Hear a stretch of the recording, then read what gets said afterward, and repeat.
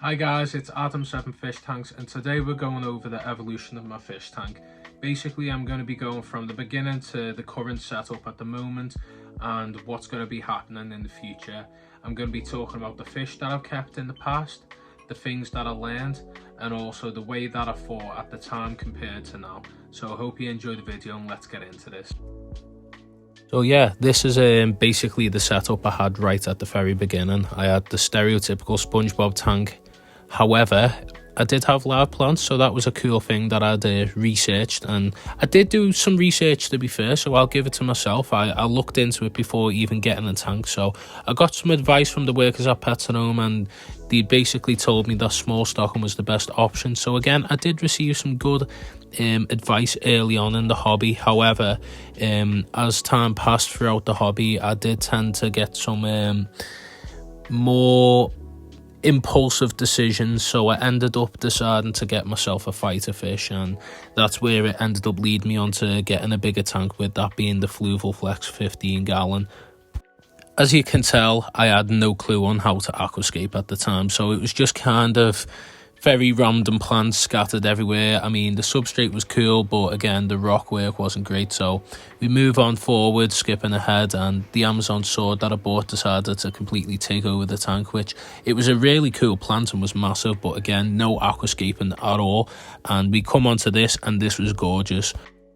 Basically, I'd looked into aquascaping a bit more and decided to put some Java moss on wood, glued that on, and put the sword in the back. So I started learning about the heights of different plants, foreground, background, mid-ground plants. And again, the stocking was changed around, lowered, but I had a centerpiece fish at this time, being an Apistogramma cacatoides, and it was a gorgeous fish. But during my time this early in the hobby, I didn't really know what I was doing too much, so I was treating one of the sick fish, and in doing so I took the air stone out, and when I was treating the tank it ended up killing the plants and ended up unfortunately wiping the fish out. So that was the first time I'd experienced the wipeout, and for me that was a big learning curve. Through this learning curve, I ended up deciding at the time that it was time for a clean slate, and I basically thought, what am I going to do to improve the tank? How am I going to make it look better, but also have like the correct stocking and stuff like that? So I was working for an aquarium shop at the time, and I decided to change the substrate and the hardscape and the plants, and this is where we move on to this scape. So in this setup, I had aqua soil for the first time, so that was me learning about, getting plants to be fertilized and fed properly with the correct lighting. So I'd also done a cutout at the top, because I did have the original Fluval Flex light on it, but that light ended up failing. It died because this was a second-hand tank, so I used a night crew light from Amazon, and also put a timer on the light as well. So it was learning different ways how to look after a plant aquarium as well. But I remember when setting up this tank, it was crazy. I had to put all the fish in a giant bucket, have an air stone in there, and leave them there for a couple of days whilst the tank settled. I was using obviously established media and the same filter in the back of the Fluval Flex at the time, so it was a mature tank. It's just that I had changed the substrate and the hardscape, so the plant still had some beneficial bacteria, but again, it was kind of a new setup. With working in an aquarium, the temptation of rarer fish got to me, so I ended up getting myself a pair of Pelvichromis taeniatus lobae, beautiful, stunning Crebensis type fish.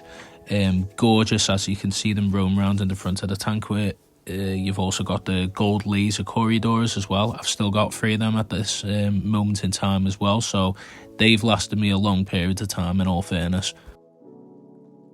So yeah, in this image, as you can see, I changed the layout a little bit, put the plants in different places to add a bit more cover and hiding places for the fish.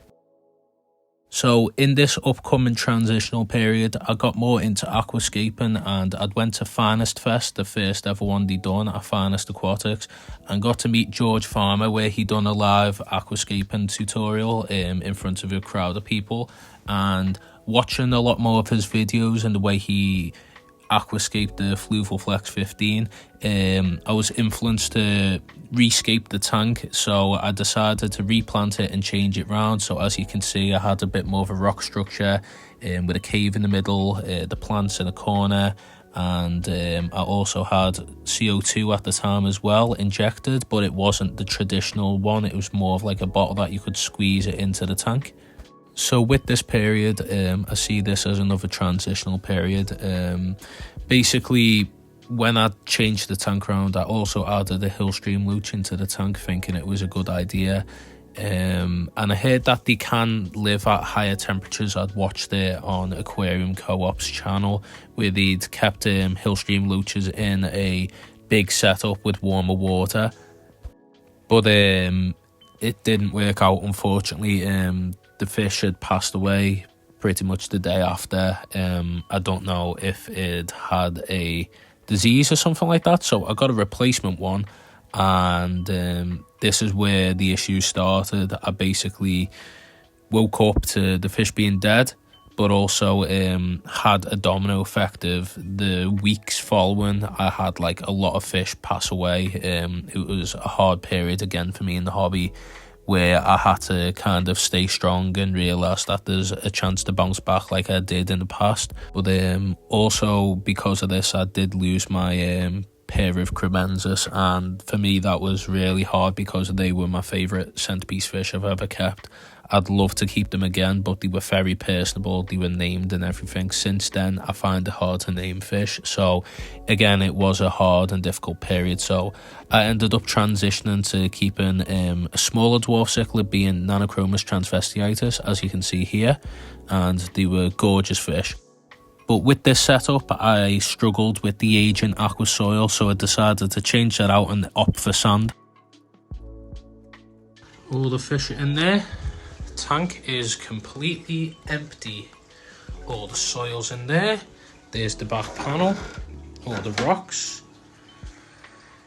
It's an empty canvas.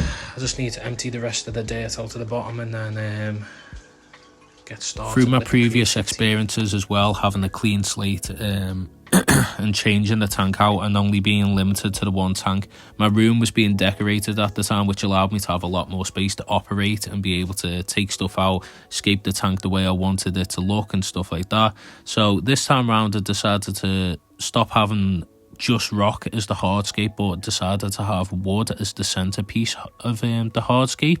So allow the wood to create a story, and it looked absolutely stunning from the beginning. So we move on here and you can see that piece of wood was the main piece for quite a while, but yeah, keeping this wood for this time period, it was lovely, but I always felt like something was missing. I tried taller plants, I tried different plants, but it never seemed to really work out. So I thought to myself, like, what would make this look better? And I opted for another piece of wood.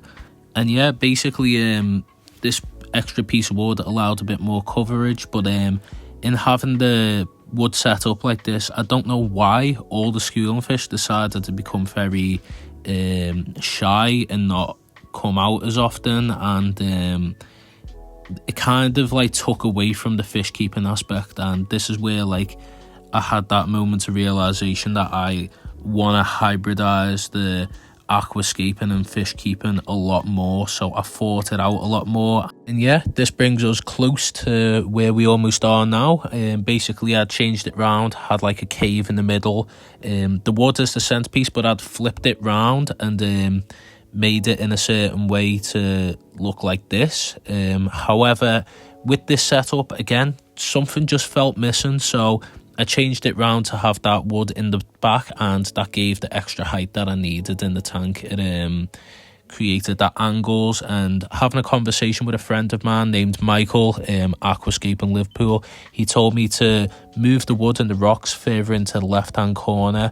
And with the way I've obviously learned over the years, having background, mid-ground and foreground plants, I'd restructured it all, and this is the current setup, and I'm really happy with it. That was basically my journey throughout the hobby. I've learned a lot throughout the past 5 years that I've been keeping fish. Many fish have come and go. some due to unfortunate events, but it's part of the learning curve. You've got to learn these things early on to know later down the line what's right for your tank and what's right for the fish. So at the moment I'm currently in a hybrid of fishkeeper / aquascaping, so I'm enjoying both sides of it really. I really enjoy the way the tank looks. As you know, in my first video on the channel, I'd cut the back section out of the tank to allow more space for the fish as well as the aquascape, and I've now got an external filter. However, in the future, in the very near future, I'm going to be changing that filter around, as I'm not too happy with the canister filter I've got at the moment. So I'll be changing that round, and I'm going to be introducing CO2 injection, as I've had conversations with a couple of fish keepers here and there, and I'm willing to give it one more try and see if it works out for my tank. So you'll see that in an update in the near future, and there's a little collab on the way, so keep your eyes out for that. That's going to be a great video. It's going to be based on a fish bowl, so yeah, I'm not going to speak any more on it, and I hope you enjoy the video. Thanks for watching, and I'll see you later.